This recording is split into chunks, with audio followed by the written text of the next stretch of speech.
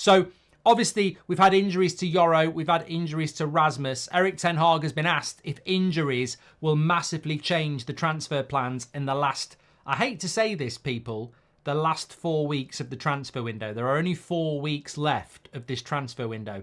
Now, when you think about it, we've been in talks with Agate and De Ligt for longer than 4 weeks. That's how quick 4 weeks will go. So only 4 weeks left. But Ten Hag was asked whether these injuries to Yoro and Rasmus have changed their plans. Now, considering we've heard talk of United going in for another striker, Ivan Toney's been mentioned, a couple of other people have been mentioned. I think it's worth stating that I think what Ten Hag is saying here is that we will not be going in for Ivan Toney. We are not going to change our plans, because this is what he had to say. No, it will not change anything. We have a plan and we will execute the plan how we have it in our minds. So we will continue with this. So realistically, Ten Hag is saying there that the injuries are not going to change the plans around transfers. So I think that's a good thing. I know sometimes you pivot and you go, here's a bad injury, let's go and do this. But what I like about this is that, and let me know what your thoughts are, obviously, but what I like about it is we have a blueprint and we're sticking to it. And that means whatever we end up with on August the 31st was what we were planning on June the 30th. Right, at the start of this transfer window, or whenever it started in the middle of June, we had a plan. And what Ten Hag is saying is we're sticking to that plan. And I like that, because if the plan is that we end up with Maguire, Casemiro, Lindelof, McTominay, Eriksen, and we don't sign a couple more players, then that was the plan all along. And we know that's not the plan. So I think where we end up on August the 31st should be the plan we always had. Now, some of you would say, well, no, I think we've got an injury to Rasmus. We should go and buy another striker. But I don't. I really don't. Rasmus will be back by the end of this month, I think. Effectively, because the first 2 weeks of September are an international break. So I think Rasmus will be back by the end of the month. And I also think that Yoro's going to be back pretty much by the end of September. So I don't see a reason to go out there and, change our plan to buy players for the short term. Is Man United's project a short-term project? No, it's not. So I think that sticking to the original plan is exactly the thing that we should do. And I think that original plan, as we were talking about this afternoon, is to go and get Agate, Mazraoui and De Ligt. Whether we're going to do anything beyond that, I don't know. I don't know what we're doing about a left-back. I don't know what we're doing with Amrabat. But I think Xerxes, Yoro, De Ligt, Mazraoui and Agate was the plan. And I think we will end up with that plan. What happens with outgoings will be very interesting. So if you're tuning in a little bit late, Ten Hag, a few quotes that we're going to bring out. Also got to talk about this Amrabat story and getting to your questions. But Erik ten Hag on injuries, massively changing transfer plans. No, it will not change anything. We have a plan. We will execute the plan how we have that in our minds, which I think is obviously very important. He also spoke about Rashford. I forgot about that. We will bring the Rashford stuff in as well. I think it's a very good point to bring that in as well.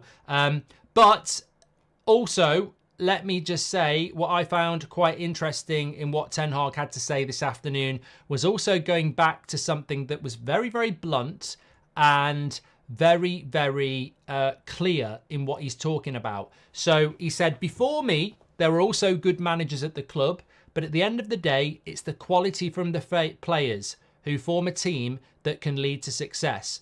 When the ability in the dressing room is not there, you can't achieve anything. Wow.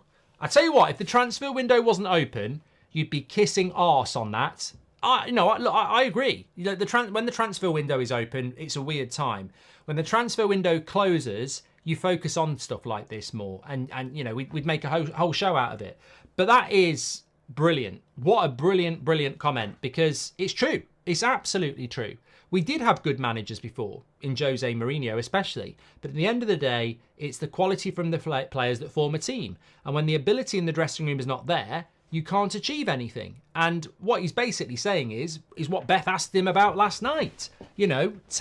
Klopp, Arteta, Pep Guardiola, they've all been allowed to dismantle teams and build teams and look at the success they've had. And I think what Ten Hag is saying is when you inherit a bad dressing room, then you're gonna find it hard to not be successful. I had this conversation with somebody this afternoon, actually, and maybe some of you might agree with the other side. Basically, I was saying that with regards to Arne Slot, I actually think he might slot in quite well at Liverpool because they've got a really good squad who are built around Jurgen Klopp's style of football, and Slot's style of football is not dissimilar to that. So he could just come in and run. And I had a Liverpool fan saying, stop bigging up our manager when you've got a shit coach who still can't play football after 2 years. And I said, but you're not listening, are you? Like, Arne Slot is taking over a Jurgen Klopp squad. Erik ten Hag took over the worst ever Manchester United Premier League side that was built around a bunch of misfits playing counter-attacking football. When you hear these idiots on radio or TV saying, wow, Slot's got them playing well straight away, but Ten Hag's not done it after 2 years. Have we dismantled the team that Ten Hag inherited yet? No. And that's what he's saying in that conversation. You know, if you do not have, it's impossible to achieve success when you don't have a dressing room with the ability in it. And he also went on to said you need team cohesion. That makes a difference. But when in the base the qualities are not there in the dressing room, it's impossible to achieve success because no manager makes from a worse footballer a good footballer. And this is a Ten Hag that I like. I think last summer and last season, there was a weird change in Ten Hag after a successful first season. I think we're getting the Ten Hag back we had in the first year now, where he's actually open to being honest about what the problems are. And what the problem is, the cohesion of that team doesn't work. The ability depth in that talent, in that dressing room doesn't work, and it does need to change. So I think this is really, really positive. He was also asked if there was a quality problem when he took charge of Manchester United, and Ten Hag said it was not at the level required for Manchester United, which is absolutely spot on. So I think that I think he's absolutely nailed it, really, that the dressing room is still a problem. And also, if you can't see the subtleties in what Ten Hag is saying, when he inherited the dressing room, the cohesion and the quality wasn't right, so it's impossible to be successful. Well, is that dressing room remarkably different now, 2 years on? It's slightly better, but top player says it's worse. Goldbridge, that's the end of the clip. I'm sure you enjoyed it. In fact, I bet that's the best clip you've ever watched. So there's no reason not to subscribe to the channel, click the bell icon so you never miss a clip again. In fact, smash a like on the video because we all know only legends like videos and you are all legends. So please smash a like on the video and we will see you again on the next one. Thank you very much for watching as always.